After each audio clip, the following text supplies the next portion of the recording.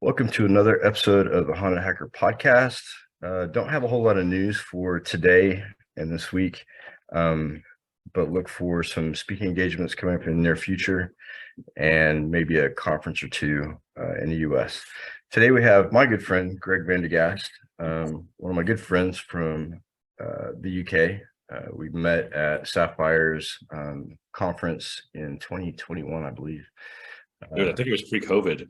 Yeah, way pre-COVID, actually. 2019, I think. Yeah, I think so. Yeah, it was pre-COVID. That's why we look so old, because we are. I know, right?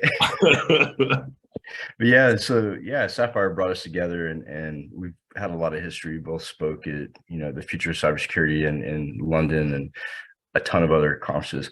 So, Greg, what's been going on since the last time we talked? The world is. We can swear on this podcast, yeah. 100%, yeah. The world is fucked. That's basically what's up. Don't know. We've done one of these since during COVID, haven't we? I'm hopeful we're coming out of it. I don't know. Yeah, it's not looking that way. Yeah, it's like start masking again. Why? Yeah. Yeah, we have a new strain here that's actually immune system divergent. Like it avoids the immune system and being detected. So it's not as deadly, but it's highly contagious and it's like spreading. Yeah, that's the other thing. It's like everyone's like, because that's how viruses work. Very, very cyber related podcast so far, right? Like the more virulent it is, the less deadly it is. That's how they evolve because they have more hosts, but they're less harmful. But it used to be like, oh, deaths, so many deaths. And when the deaths dropped to like single digits here in the UK, it's like, oh, cases sound scarier, hundreds of thousands of cases. Like, yeah, you're telling me like 1 in every 5 people I see has COVID, but like we're all fine. Like if you hadn't told me on the news 24/7, I wouldn't even know something was going on. Exactly. So, yeah, and then they tried the whole monkeypox thing too. Like that was kind of crazy for a bit, and it started in the UK, right? Or something, right? It's like, oh, heavens forbid, like 2 people out of 65 million got the mumps. Right. Woo, let's all lock down again. Yeah, it's always something that they've got to distract from what's really going on. So what are you doing now? Where are you living? What kind of work are you doing? I'm still in Manchester. You know what? I've started like it's funny because we talk about, you're saying about talking. I think I'm doing more public speaking now than actual security work. I think that the whole security industry is another thing that's totally foobarred. I really like. Did you see Jen Easterly, director of CISA? She made this announcement, like I think last week, maybe even it was last week, talking about how like what we're doing is totally unsustainable. Like we can't keep building infrastructure and products and solutions that's just full of bugs, and then expect, I like the way she put this, like security people, but also consumers to just deal with it. Like you can't, especially like now where we're becoming more and more dependent on this stuff, where we're like, I talk to like young people, especially. I'm that old grumpy guy. I'm Clint Eastwood in Gran Torino. Yeah, right. Young people are, and they're like, oh, convenience and tech and this and that. It's like, yeah, but there's some really big downsides. Like, oh, I don't care. Just be all the convenience. It's like, yeah, but it's like anyone can compromise anything about you now and control all these things about you. And someone's performing a remote surgery and I got to take over the robot and just stab you with the scalpel. I don't know what's going on. The electric cars, self-driving cars, more to the point. So it's becoming a real societal problem. And I've been, like I'm not into all the hip pen testing and SOC sit in a dark room with a bunch of screens monitoring stuff. I'm more like, let's build stuff right. Let's talk to people. Let's work out what a good state should be like. Let's engage the business and the stakeholders. And I've been starting to call it now a quality-based approach. Like just improve the quality of everything, like of your culture, but your processes, your infrastructure. Do that, and you won't have all these issues. I was just reading, like a vendor sent me something about AI solutions so that you can find out, you can automate dealing with attackers who've found your vulnerabilities. It's like, and deflect their attacks. I'm like, well, why don't you just fix your vulnerabilities? That sounds like a genie in a bottle. It sounds like a genie in a bottle too. I want to find this genie and not deal with that. And it's weird how foreign a concept this is. just not have the vulnerabilities in the first place. Well, here's a hacker reference. Like, so I remember, when I got my start with the Millworm, I remember like getting on IRC on, what was it, like FNet and Undernet.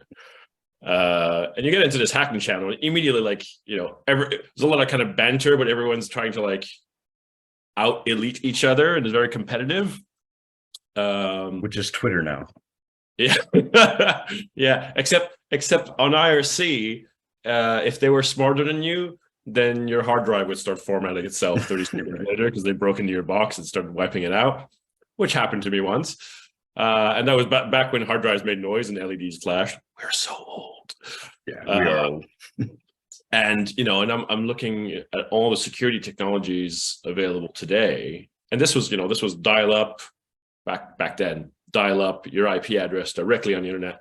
You didn't have a home router. There was no NAT translation. You didn't have a home firewall. There was no EDR. There was not even antivirus. Like, absolutely nothing. We had no SIEM. Secured it by, well, I'm going to build my box over here, with the cable unplugged with my floppy disks, and then we're going to recompile some libraries because I know there's some vulnerabilities in there, and I'm going to install all the patches and all the updates and harden it and make sure only like the strictest protocols are in place and disable any unnecessary services. I didn't have any actual security technologies on it. It was just built properly and hardened properly. Right. We totally skip that step nowadays. It's like, oh, just throw more shit on top of it. I was like, well, yeah, we'll address that later. Ultimately, and that's, I try to explain these things to people. Everything is built on these layers, and like, you can be running the best EDR platform in the world. If someone's compromised your OS and it's not reporting the actions of the file system to the EDR, you're not going to see shit. Or better yet, I've seen to where attackers attack the EDR because they've already gotten onto the system and manually shut the shit off. Oh yeah.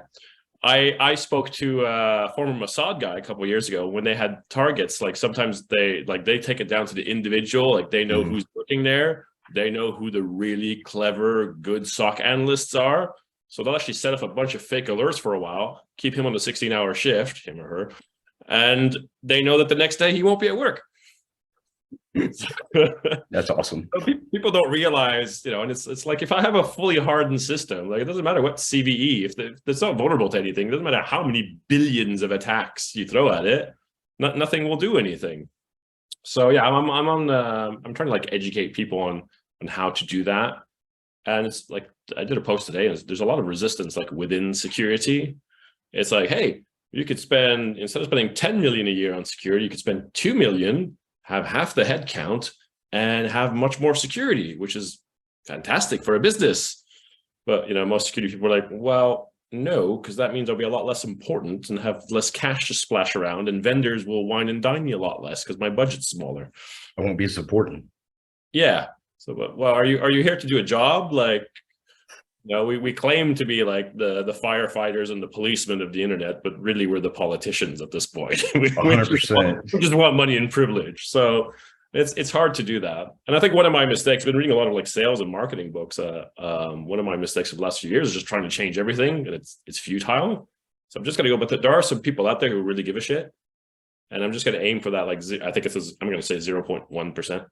I'm going to aim for that 0.1% who actually wants to do the right thing, is willing to listen, understands, hey, there's a lot of business benefits, it's quality. You're not just eliminating security defects, you're eliminating defects full stop.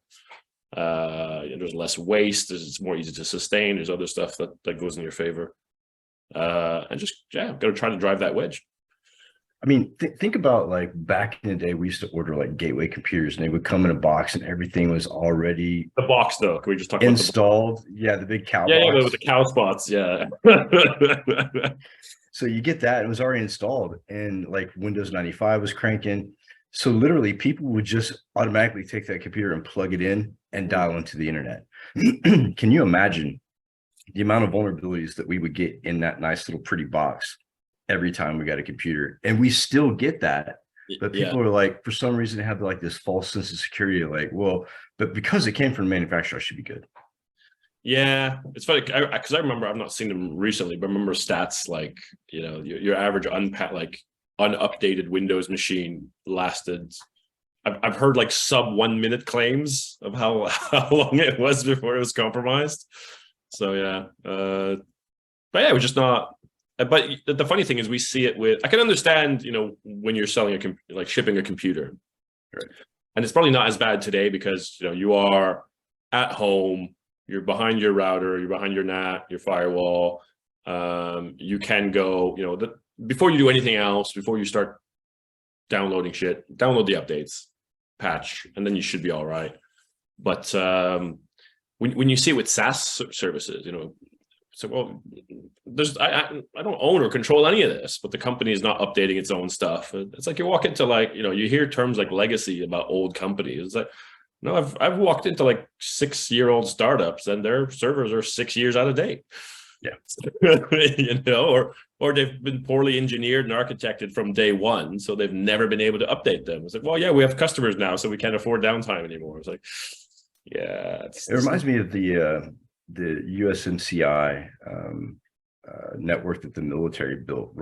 Pro Systems went in and did this whole refresh for the Navy and Marine Corps, where they deployed all these new computers and servers. But what was funny was they would always reach end of life before they would finish the deployment, and it would be redeploying again. So it was the most genius orchestrated contract I've ever seen, because they were constantly getting paid. Yeah.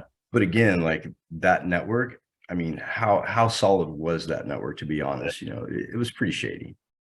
I feel like we need, like, at some point, we need to start caring more about sustainability and society than making a buck, because unfortunately we live in that culture. How many companies that you see, it's just like, oh, pump out a product, don't care if it's maintainable, don't care if it's secure, don't care if our customers get screwed over, pump up the value, IPO as quickly as possible, and then before the IPO or before they sell the company, they'll fire half the critical staff to like improve the EBITDA ratio. It's like, oh, look how few staff we have. Like, by the way, everything's gonna fall apart in 6 months without these people. You think like a business used to be like forever, but now people are just like, they have their exit strategy before they start the business. Exactly. And not only that, but as employees too, like people used to work at companies for like 50 years and get watches for 25 years service. I don't think any of that still exists. I think that, what I tell people coming to industry and really into the job force is that everybody is self-employed. Yeah. Pretty much. Like there is no loyalty back and forth pretty much anymore. And I think with security, like back in the day, you're talking about mergers and acquisitions and how they would just like, pump and dump and then, get rid of half the staff. I think that's still true today. I think that, people are just looking for that quick, instant gratification, and it's destroying the industry pretty much from the inside out. I think it's a cultural thing. It's not even just the security industry. You see it in all kinds of business, but also in security, ironically, like in terms of just getting some venture capital money and blowing it on a big IPO and having the whole company like collapse like a fucking, what is it, a flan? What's it, or souffle or whatever? That's quite common as well. Right. So yeah, I just kind of don't know. I don't want to do the rat race. I don't want to be just perpetuating the firefighting. There's so much money to be made in firefighting. Because right. Hey, do I want to do this? You get numb to it after a while. I think after you've been in that firefight for so long, like it all sounds the same. And just looking at people's networks and the way they get compromised gets frustrating after a while, because we're still making the same fucking mistakes we made 15 years ago. Like there's not been much change when it comes to the way people look at security at all. Yeah, the whole, we get new technologies and stuff, but this whole like rapidly changing threat. So, well, no, they're still exploiting you because you've got supply chain risk of bad libraries, or you haven't updated the system, or you haven't architected this properly, or you never hardened this. And it's like, oh, but ransomware is new-ish. It's like, well, it's just a way of monetizing an attack. People are still, the mechanics of how an attack works is still the same. And if it's, Dave or Bob or Doris from marketing that clicks on an email and that gets your entire like multinational corporation completely owns, like something was not right in Doris's access privileges the hardening of your servers. Clearly there was a chain of events there that allowed something to happen. When we have a whole industry that is based upon taking advantage of your vulnerabilities and extorting money from you, to me, that says that industry has a fucking problem. Yeah. Because even the thieves are like, oh shit, we can monetize this. These people are idiots. I mean, that's their mindset, and they're still doing it. We're making it so easy. I don't know if you ever saw my my presentation. Well, I've used the slides in a few presentations, and it's basically the slide has got these two graphs, and they're really simple. They both have like a black line and a blue line, and the first one is like a line going up and a line going up, linear fashion, slightly faster. And especially here in the UK, I saw like on this graph, we have the gun ownership rate per capita in the US and the murder rate per capita in the US. Both are going up. One's going up faster than the other, but there's a clear kind of correlation there. Mm-hmm. The audience just starts laughing. Yeah, stupid Americans, obviously.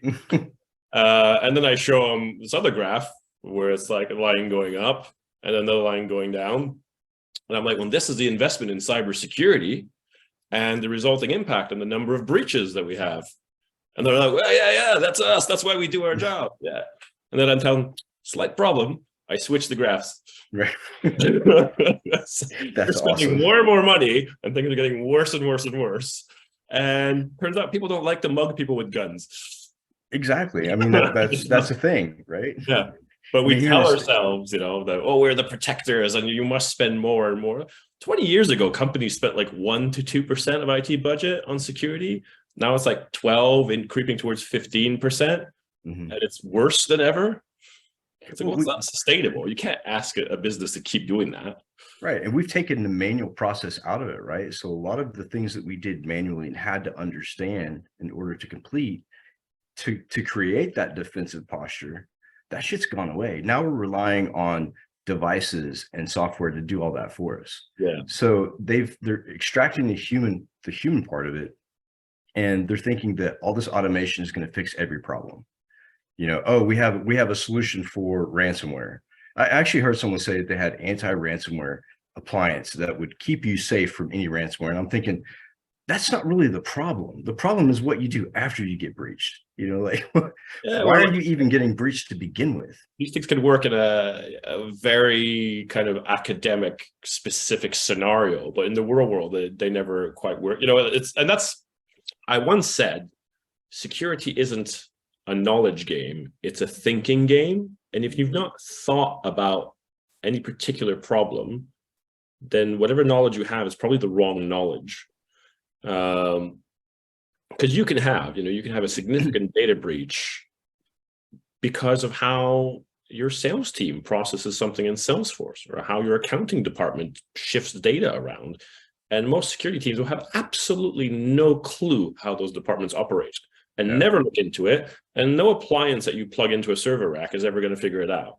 Right. A perfect example. I was at a company in oil and gas, and someone in accounts payable had got an email from a client saying, hey, I want to change my banking information. This is where we need to start depositing the money. This is, and it looked legit, except for maybe the domain name. But anyway, so that went through in accounting. And later on, we realized after, we found the issue, that not only did that get compromised, but also her email. They had gone into her email and did a auto forward any email coming to or from that box to a third-party address that just happened to be in China and was running a crypto domain. And it's like, you never really know what another department's doing, because of the fact that we have this idea that, oh, security is a negative impact on the company. So they kind of separate themselves.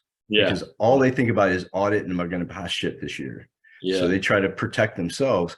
But that whole culture has got to go. And I've always said that. I feel like a very similar example, same thing, but they'd compromise their inbox. So they were forwarding anything that had the word invoice in it.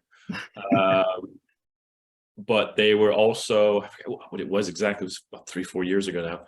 But basically, they had compromised the mailbox. So anything that she sent that had the word invoice with it, it automatically got deleted. And then they scooped it out of the deleted folder and answered to it, yes, it's a valid email. Yes, we did send this. So if ever she questioned it, they would reply. So again, business process, go out of band, that kind of stuff. But yeah, people don't look at, like, you have to look at business processes. And a lot of those are like IT business processes, but there's stuff outside there. Right. You know, what was it, like the casino that was compromised because the IP-based thermometer in the fish Yes. or something.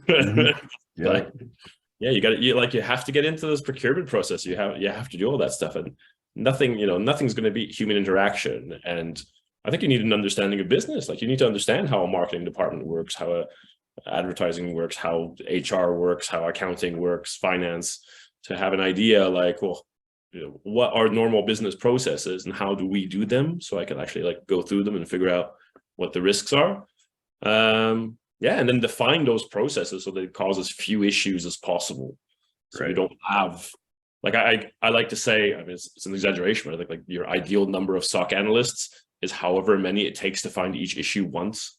Because, it's like, well, why did we have this issue? Okay, fix that business process so it never happens again. And sometimes you fix a problem and you, without knowing it, you've actually fixed a whole bunch of other problems that you never detected, but you fix the thing that spawned or would have spawned them. Yeah. One of the big things I find too, man. Yeah, one of the things I find too is post-pandemic, like, we don't only have to worry about business process, but also everybody in the family, because they're on the same network. Yeah, this is true. That shit creeps me out. Like, people, I don't think they put enough thought to that.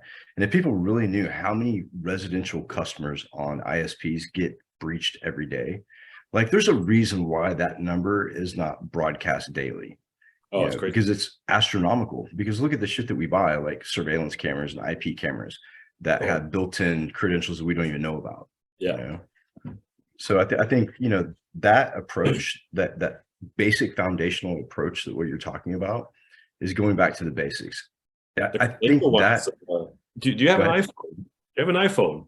No. I love the credential one. So I have an iPhone. I'm like an all Apple Mac guy, whatever. And you have this feature, I forget where it is in here, but you have in your accounts, and it's got suggestions on, I guess they go to have I been pwned or whatever, and they see like which of your passwords that you have stored in your browser on here, which is hundreds for most people, right, are at risk or have been compromised. And I looked at this one point. At one point, I had like 127 of my passwords had been compromised from all these different various sites. Right. And I exclusively use the generate a password, which is 6 alphanumerical characters, a dash, another 6, another dash, and another 6. And they've all been broken in all these sites, some of which are fairly big companies that have never disclosed a breach. And yet my account on there, that password is somewhere on a have I been pwned site. So they've clearly been breached. And there's so many of them. And it's so rampant, and they don't even disclose it. They don't even bother. I wonder if like I've got one of those like online only banks, and I had like a 6-month period where like they just randomly sent me a new car like 4 times with no other instructions. I was like, have they just been hacked and don't want to tell people, and they're just sending out new cards? I'm quite suspicious. Or your account's been hacked and they've ordered new cards but forgot to change the address in the account. Yeah, well, I've seen that happen before. They forgot 4 times, so they're very stupid. But criminals aren't very smart sometimes. Yeah. Well, they're smarter than most of us. That's the scary part. So what talks do you have coming up? It's actually pretty slow right now. I just got my first one of the year at the. I'm not actually looked at what it is. I think it's for a private company. They just kind of want the fun stories about how the FBI taped a microphone to my testicles, and. Which is a great warm up. It really gets the ladies on side, because it's like, if you think that it's awkward, but it's not as awkward having to remove the tape. So ladies, you've got all my sympathy. I don't know how they do it. I've got an interesting one actually. It's for a cyber insurance conference. So it's going to be all like insurance companies. And I've done some portfolio work for a law firm representing insurance companies that didn't want to pay out. And they're like, can you find us some negligence in these companies that have been breached so they don't have to pay out? I did 4 of these engagements. This was pre-COVID. It never took me more than 3 hours. It's like, nice. You have no idea what assets you have. Your patching process is non-existent. Where are your backups? I mean, and it's like, well, we're ISO certified. It's like, how? The level of but whether it's like M&As or venture capital or like insurance companies or auditors, whether it be like NIST or ISO. Clearly, this is bullshit. Right. Like if you're letting them choose the sample systems to look at, and they're just giving you a printout, and it's taking them 2 weeks to come up with it, they're not managing their shit. No, at all. Be able to, like, give me a second, log in, here it is. It's a fire drill. Yeah, exactly. It should be like, if I can't see my environment now and show it to you, I don't have control of my environment. No. And what I find really strange is how these cyber insurance companies stay in business, because to be honest, we've done a shit ton of incident response at the company that I work for on ransomware. And not once has any of our clients had to pay a ransom. Yeah. So it's like, what are these other companies doing that they're not able to dig their shit out of ransom without having to pay somebody? So you've been able to basically do the recovery without the keys. Without the keys. Yep. Yeah. I'm gonna guess most people aren't as qualified as you are. Well, a lot of it has to do with backups. Like, why are people not backing up their shit? I mean, loads of people are like, oh yeah, we have backups. When did you test the backup? That's like, no.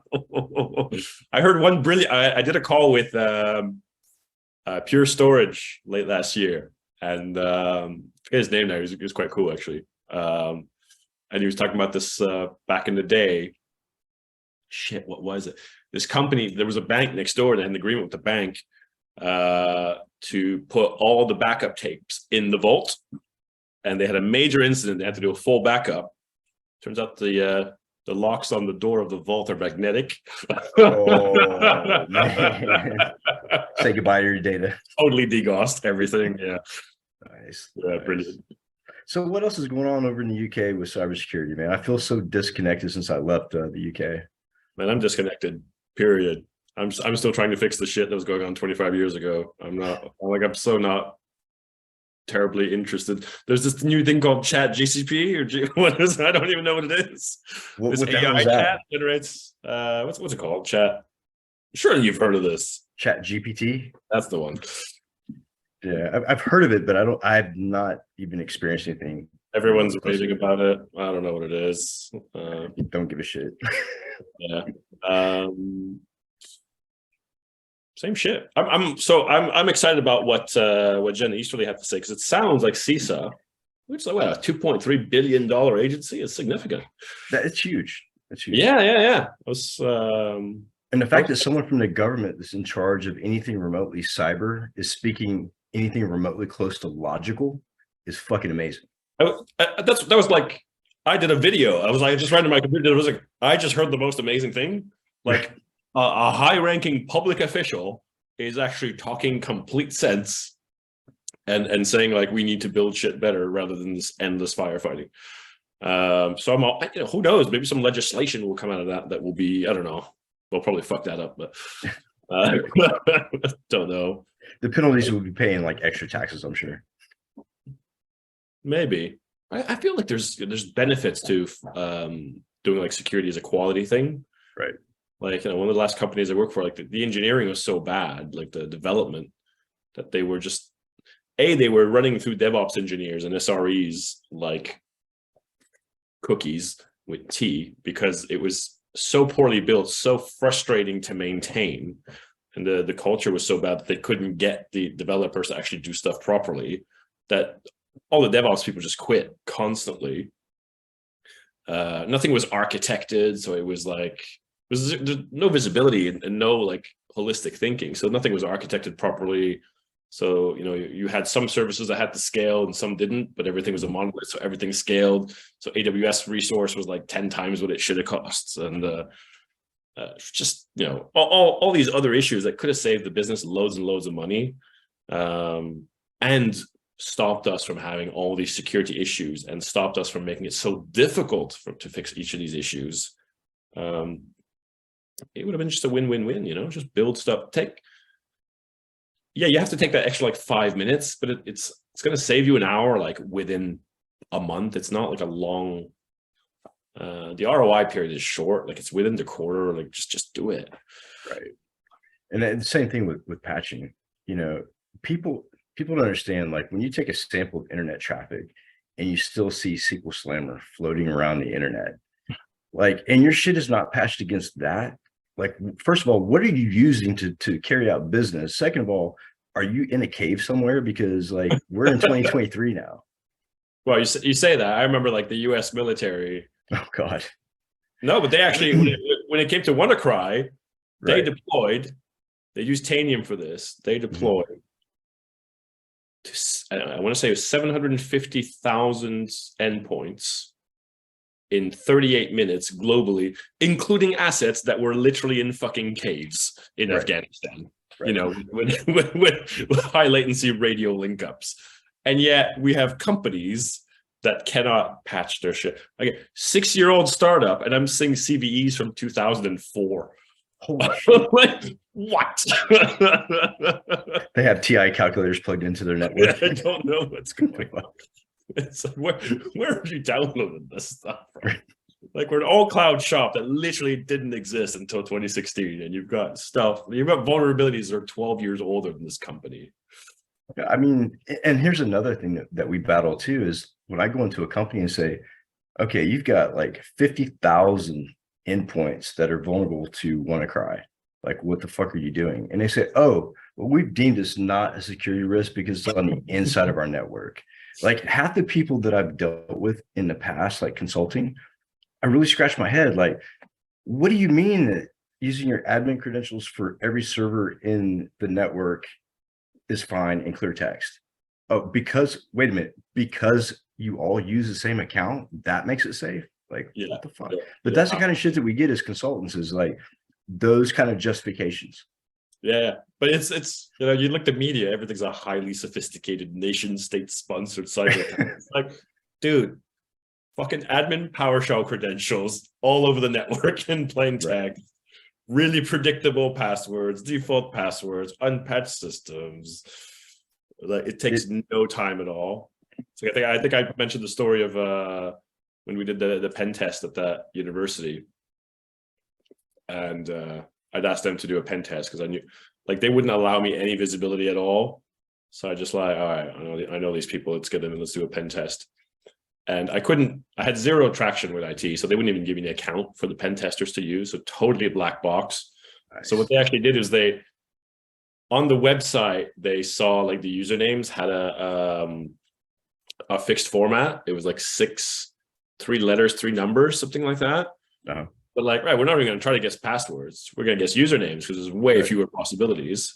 So it was literally like the name of the universe of Salford. So there's we'll try Salford123 as a password. There's bound to be one. Yeah, there are about 150, as it turns out. And they just cycled usernames. So obviously, I only tried each username once, so it never triggered any throttling of excess login attempts. And you know, they started one day. They were supposed to test for 6 days. And on the first day in the morning, I had a couple of meetings, and around lunchtime, like they rang me up. I was like, "Yeah, well, what do you want us to do?" And I was like, "Well, you know, I don't know. Try the perimeter. Try VPN first. This that." Like, no. We're not looking for instructions. We've run out of things to compromise. Oh my God! They literally ran out of things to compromise. 129,000 accounts, tens of thousands of assets. 5 to 10,000 assets. They just got access to the VPN, and then they were on the local network. And then sure enough, PowerShell scripts in the clear with admin credentials in them. So they got the ticket granting ticket. Then they got Excel files full of passwords. So like all the SaaS applications, medical records, like all kinds of stuff. So I was like, and it took, and we went to the chief executive with her credit cards, travel visa, passport, and birth certificate. Nice. We got some funding. Nice. But there's so many, and just like the sheer number of critical vulnerabilities. And I remember them saying, like, IT, oh no, everything's well managed. We've got endpoint management and everything. We've got very mature asset management, blah, blah, blah. And then, that's when we got the okay to get Tanium in. And I really like Tanium because it's like, we need 5,000. Because they said we had 5,000 endpoints. And Tanium, from experience, because they've done this before, it's like, we'll sell you 5,000 licenses.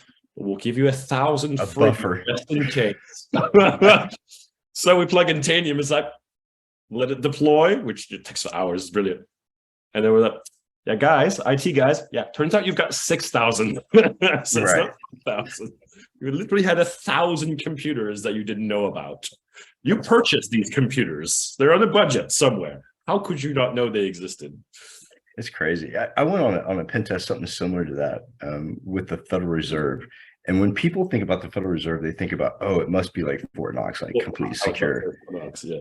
I'll tell you what, I was so shocked the first day I went in to do a Federal Reserve pen test, and they hand me a laptop, which is their laptop, but it's in a box, like a briefcase almost. So you take out this little laptop, and it has Kali on it, and it has like a few other things, but there's only certain buttons you're allowed to push. And the IP addresses are already in the system. Literally, when they have someone come pen test the Federal Reserve, you're paid to sit down and click start. That's it. There's no analysis. There's no digging. There's no nothing. What comes back on those reports, that's it. You're done. And that's where your money's coming from. That's really interesting because they took the time to actually tailor that Kali installation. So it's like the opposite of what you're supposed to do. It's like, we know everything that's wrong, so we're going to limit the scope to what's right. Yeah. And we're not going to allow you to go anywhere beyond or find anything new. Or credential. Yeah. Well, it's technically a third-party pen test. Yeah. And when I went to the Federal Reserve, I went through like 3 days of this SF-86 from hell on a federal level, like federal financial institution level. Yeah. And it was crazier than my military SF-86. But once I got that security clearance for the Federal Reserve and sat down behind the computer, I thought, wait a minute, I went through all that shit to press that button. Are you kidding me right now? Like you're asking me if I'm a good person, good enough to press a button. Like, yeah, it was just really unbalanced. Oh yeah, and I was literally thinking, like, I wonder what would happen if I went outside the scope, what I would find. And then it clicked in my head. I was like, wait a minute, this is a government institution. Prison. Right. The answer is prison. Right. Yeah. But even so, like, if you went outside the bounds, I'm sure that you would find all kinds of crazy shit. And that's why they have it so narrowed down. And I feel like a lot of companies now do that with pen tests. Well, like, don't touch this shit because it's critical. We need that for operations. And I'm thinking, but wait a minute, wouldn't you want to test that? You should be really worried about it. Right. Yeah. Right. But they're so worried about downtime and operations. And to me, that tells me you don't have a backup system for high availability. Yeah. And 2, you're not confident in your own security work. And I think that's why they get hit so hard, right? Again, back to Karen or Doris or Bob from marketing, clicking one wrong email and the whole house of cards falls down. It's like, I doubt it was just them clicking that one email. Right. Caused a chain reaction. Yeah, exactly. They jumped from, there were credentials somewhere that got into a different subnet, and you had a gateway that had default passwords, and then they jumped to a different subnet, and it's a bunch of servers that weren't patched, so they used that as a jump box. But they protected all the VLANs, so they're good. I highly doubt that, actually. Never mind, you can like VLAN hop in like 10 seconds. Yeah. So let's talk about goals for 2023. You have any big goals or anything that you're aiming for this year? Make money. I hear you. Well, so that was I just got frustrated with kind of the CISO game and getting that traction, and it's a lot of work, and you're very at the job. Yeah, it's very thankless. I think like the one thing that makes it worth it is your team. I loved my team at the last job, and we're still all connected on WhatsApp, and everyone's got new jobs, so happy with that. But yeah, it's thankless, it's stressful, because no matter how much traction you have and they tell you not to worry about it, if something bad happens, it's like, it's your job to take this fall. But it just seems very different. Like you're always fighting for change. And so the last, and I finished that in July, and most of the work that I've been getting since has been like public speaking, and it's just been kind of random public speaking and writing articles and stuff. So I thought, you know what, I kind of like this because I'm a bit of a procrastinator. I've actually like a lot of like motivational videos and stuff this year. Started reading a lot more, which got me a bit more energized. But Gary V. You need to check out Gary V. yeah, I love Gary V, Les Brown, all the motivational speakers and stuff. Yeah. Even Andrew Tate, but we won't go there. He's very uncouth, you know. He's not very diplomatic, and he's not very. He doesn't sugarcoat shit. He doesn't sugarcoat shit. He's a bit OTT, and you know, way too freaking braggy. Like it's not classy, dude. But I don't actually disagree with him on very much. But doing a lot of that, and but naturally, I think I'm quite lazy. So to actually get up and do a grind and do writing, and so public speaking is quite cool because someone like an agent calls you up, hey, can you this date, this time, this much money? Yeah, all right. And you take a phone call and you get on a plane, you show up at a conference, have a few beers, do a talk, go home. So it's very easy to manage your time. And you have, you know, the client is expecting something, so you have that pressure. So that kind of like fits me, even though I'm getting better at my own laziness, managing my own laziness now. But so I was like, that's kind of appealing. And I also feel the funny thing is that it was like at the time, like 3-4 months ago, it almost seemed like an easy way out. But now the more I think about it, the more it's like what I want to do, what we all agree needs to get done. It's very difficult to get traction. It's very difficult to do it in practice. And I think, you know, weirdly, people see it as this whole new thing. It's never been presented that way.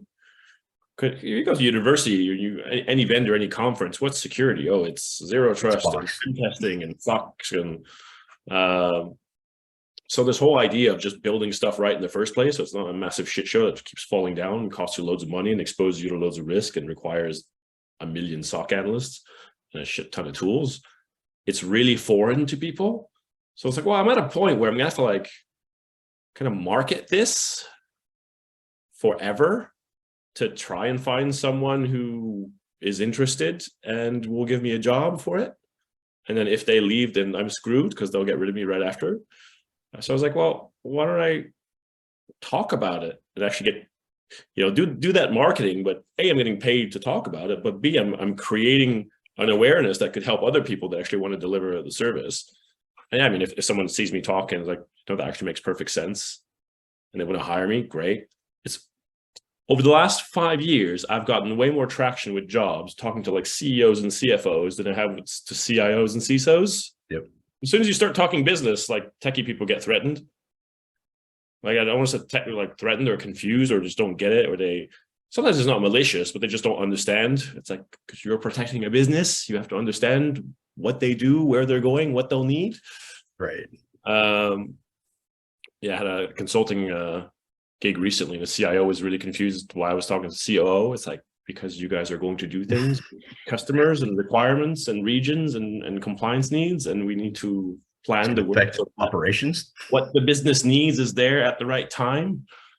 And they're like, no, we just need policies. No. Of course. So yeah, so the speaking thing is interesting. I might just do that for a while, see, because last year, like I had a decent amount of it just kind of fall, not enough to make a living off of, but it's mostly fall into my lap. So I figure, well, if I start pushing it a bit more, plus everyone loves to hear how the FBI taped stuff to my testicles. I don't know. It always gets a laugh. Yeah. Sorry. The speaking part of it, man, like when I was in the UK and even now, since I've started getting traction here, like the speaking part of it, I really enjoy. And, you know, I make more business impact in speaking than I do actually in a business. Yes. And that's, yeah, because you're talking to like 100 people in the room, right? And I don't know, 10 of them are going to go and do something. Right. That's more than I could do. And I think quite often you go into a company and it's like, this isn't right, you know, right. And you've got a lot of stuff. It's not working. You're spending a lot of money here. It's not really having much effect. You know, the last one I looked into, it's like, oh, give us some more policies and stuff. So, well, you have a Jira workflow here that has 120, 130 something security issues queued up.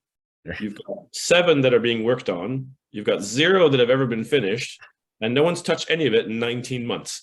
So I don't think more stuff is what you need. Like, clearly this is not working. You've not integrated this into your business process. Where was I going? So, but if you point that out, no matter how politely you do it, you call my baby ugly. Get out. Oh, yeah. Like, I think I made a living at that for a while. Yeah. Whereas if you are speaking, and especially I think if if you're lighthearted about it, and because I always thought my talk's like quite funny, and then I get into the more serious stuff, people will they like you and then they listen to you. I think the same person that built that security team or function, whatever, that doesn't really work, that same person who would have thrown you out for calling his baby ugly will listen to you, take it as their own idea, and then go and try and do some of it. Right. Because there's not that, I didn't attack him. I just told him some stuff and now he's going to do it like it's his own idea. So I'm actually affecting more change. Right. So that's what I really, really like about it. And I think as tired as I am with like tech and security, just the fact that, we are getting into this, I think is a real societal problem now, that we're just building this house of cards and we're becoming increasingly dependent on it. That's a bit of a calling. I enjoy that. For sure. So I'm going to focus more on the speaking, and hopefully some training will come off the back. So I'm still going to do 2-3 videos on LinkedIn every week, just kind of with snippets and thoughts. I'm going to structure kind of long form version of that and maybe give that away as a course or a seminar or something. So there's a platform, a new platform called, I want to say it's teammate.io. And basically what it is a platform where people who are like specialists or like technical experts can go and set up an account. And what happens is people will pay for your time through teammate.io to spend this one-on-one time with you. Give advice, whatever. Like a mentoring thing. Yeah. So, I mean, something like that would be really cool. But what I found the most, I guess, fulfilling for me with the speaking is the fact that I could go to a big venue and give a talk. But then out of that big venue, I'll have 3 or 4 other talks that will come out on a smaller scale from people that were there. And I think that's really cool to be invited into a company, after they go to the conference and they see this, to get invited to the company and help them internally. But the environment over there is much different than it is here when it comes to cybersecurity. Like here, UK versus States, you mean? Yeah, totally. I'm very curious about this. So the conferences I've been to, they're not as jam-packed as the ones that I went to in the UK. Like even Black Hat. Here it's a little bit bigger, but the smaller conferences, some of the ones I did for TechStrong, the crowds don't come out like they do in the UK. And I don't know if that's because it's more, I guess, acceptable over there, or people are embracing security more over there than they are here. Okay. But I think the general attitude for the public and people, I've interviewed a lot of people, was the fact that they expect it to come from the store protected, and they have no idea what happens after that. Yeah. So when I talk to people at conferences and I give them the screenshots of this is how your shit in your house is attacking you, they're like, wait a minute, what? Yeah. But over there, the response was different. People automatically assumed that and knew that already. But it's just, I don't know if it's maybe the ego here is a little bit bigger or what, but people in the UK seem to be more accepting of cybersecurity and principles given to them rather than here. Yeah, well, I think Americans are really good at doing things on a massive scale, but the thinking is quite black and white quite often. Whereas here, people think much more nuanced and maybe a bit more skeptical, but they don't have that boldness that the Americans have to, if they're like, oh, we're going to build this over here, and it's going to be like, fuck that, you guys can't even fix the pothole over there. We're not. Damn. Right. We're not doing that. Let's go to the pub, have a pint. Exactly. And that's what I miss about there. I miss the camaraderie, and I miss the actual community. The cybersecurity community over there is a lot tighter than here. And we have a lot more land to deal with, a lot more people. Yeah. But I enjoyed the compactness and being able to go to conferences. People were intelligent and could carry on conversations. Like I do miss that. You can't shoot stuff here though. True. And every it seems like every state in the union here in the US in 2021, I've yet to figure out what happened in 2021 that made them think that this was a good idea. But the government and every little state like Texas, Tennessee, some others, a lot of others. I like how the little state. Yeah, so they had a conceal and carry license where you had to go to a classroom and then you had to go to shooting range and prove you could handle a weapon before you carry it concealed. In 2021, they took that requirement and said, you know what, we don't think that that's important. Everybody can carry concealed or open. I think there was actually a Supreme Court ruling. It's crazy, right? I mean, which I think I love how I'm amazed by the U.S. Constitution. I'm amazed at a 300-year-old document, and you look at like the kind of tyranny and oppression and censorship and all the stuff that's going on in like mainstream media, social media, international geopolitics. These guys 300 years ago wrote a text that is still bang on, right? Unbelievably bang on today. And it's incredible. But yeah, I don't think they the flip side of that is I don't think they accounted for all the mental health issues and idiocracy, the degradation of society. They probably assumed people were a bit more responsible, but I fully support the right. But you have some people don't realize you have some so in Europe you are allowed to own guns, and you are technically under European law allowed to carry guns, but the national restrictions are much, it's now a gun show though, are much stricter. So in the UK, like no semi-automatic handguns unless it's a 22, no semi-auto rifles, anything like. And in Italy you can have AR-15s all you like. Yeah, the one weird thing in Italy is like there's this confusion because like civilians can't own military calibers, so they just like put like 0.5 mil extra length to the shell casing, and boom, you're okay now. But other than that, you can have just about anything. Czech Republic, until like 5 years ago, had a higher carry rate than percentage of population the US did. Oh yeah, exactly. But you do have licensing. You have to have people examined. You have to be police vetted. You can like but once you have a license, I can go into Italy, I can walk into a gun store in Italy and grab a gun, put it on the counter, give him cash, show my license, he makes a photocopy of it and walk out in under a minute. I don't have to wait 3 days or 2 It took me 2 hours this past weekend to get a shotgun. There you go. And I had just bought a handgun like 4 days earlier, and it took me literally 5 minutes for the background check. Oh, okay. But this time, because I went to the same store that I bought the previous one from, the same chain, and it took me 2 hours, and I was like, that is so weird. But what Tennessee has done is they check. Well, yeah, the length of the check was crazy because you go from immediate approval to, well, wait a minute, we got to think about this for a couple hours. And the guy right before me had got denied, so I think it might have had something to do with the fact that he got denied and then they ran mine right after his. It might be a frequency algorithm or something like that. Yeah, maybe.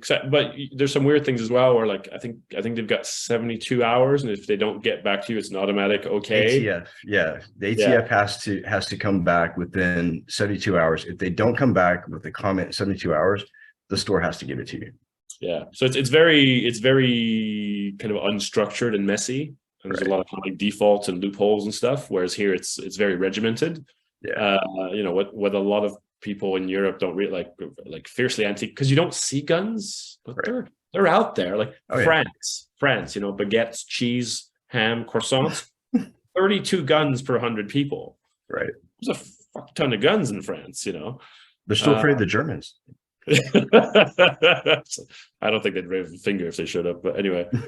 But so I like the idea of having that kind of minimal check, because otherwise things do get out of control. But I understand the Constitution. Like I understand it's that incompatibility with, you can't impose checks because that the checking mechanism is a way for you to potentially disarm us, and the whole thing says you shall not infringe. And it's so crazy because that document that you're talking about, the Constitution, is such a beautiful document. But what people don't understand is there's more than just one or two amendments on there. There's It's a shit ton of stuff on a piece of paper, and all we focus on are the first two amendments. Forget the rest of it. Yeah, because there are some of them are fairly recent. Like the 2-term president limit is way down the list, isn't it? Yeah, way down the list. Yeah. I think they were trying to avoid having a king, because at one point they even offered to give George Washington kingship in the U.S., but he refused it. He said, "I don't want to be king," and because he was a general, and so he ended up taking over as president. But he was actually, they were tossed around the idea of making him a king. Okay. All right. Do you know how many amendments to the Constitution have been proposed? Oh, I'm sure 1 million. More than 11,000, but only 27 ratified. So it's not many. Well, that document supposedly withstands time, but I hate to say it, you know, the terms that we used and in the context of the way that document was written, we can't really match that up to a lot of shit that goes on today, you know, and I really wish that they would preserve that document and keep that structure, but maybe update some shit. I mean, we need a firmware update on that Constitution, because that shit's not working. What would you update? I would update a lot of stuff. I would update. Well, I think actually the principles I see would work, but it's just that they've been perverted. Right. They've been so what's happened with the Constitution is the same thing that happens with the Bible. You get all these people's hands on a document, and they relay the information and translate it to whatever suits their agenda or their motives. Yeah. And Kill the rest of shit they leave out. Where does it say that? This line here about the goat, that means kill them. right. Exactly. Man bastardizes pretty much everything, and the Constitution is no different. You know, I'm a Freemason, and the Constitution is golden to me. You know, that might as well be the 10 Commandments. But as a country and as a government, they've totally demolished what used to be the Constitution and bastardized it to whatever their motive or their agenda for their platform is. You're gonna get censored here. Be careful. I'm sure I'm going to be like cancel culture at some point, but you know, it'll happen. There's worse things you could say. Exactly. Well, man, we've come to the end of the hour. It's always a pleasure to have you on, man, and touch base and catch up with old friends. Yeah, I'll come up with more crap to say for next time. Awesome. We'll plan another episode, and you know, maybe for next month, and maybe we can get Kevin to jump on with us too. I've not seen Kevin in ages. That would be cool. Yeah. Let's dig him up. My problem is because, well, Kevin's a bit like me, but less extreme. But my problem is I want to fix the fundamentals, and it's been 25 years and shit just ain't happening. So I don't have much. I come up with like new arguments to do it, but ultimately it's the same. It's the same old problem. We're trying to solve the same problem we were trying to solve over 15 years ago. And this shit. I'm come up with like additional business benefits or improve the communication skills, but the stuff that kind of a security tech audience relates to, I don't have much more to tell you. But if you tried conveying that audibly and vocally while dressed in a Smurf outfit, because I bet the point would go across. Might want to try that. I feel like that's a dare. It's a dare. Quite tall for a Smurf, though. It'd be awesome, though. All right, man. Well, I'm going to end the Elmo outfit. Elmo would be much better, I think. But you have to have the talking hands. In one of my presentations, I used this meme of Elmo. And it was like Elmo with a bunch of fruits and stuff, fruit and vegetables, and it's like, you know, good build practices, hardening configuration, blah blah blah, and the massive pile of cocaine here is like EDR, XDR, SIEM, all the security tech, and obviously the next slide is Elmo going. Wolf of Wall Street style. Yeah, pretty much. Awesome. All right, man. Take care of yourself, and we'll be talking soon. Take it easy, Greg. Right. Cheers. Cheers. Bye-bye.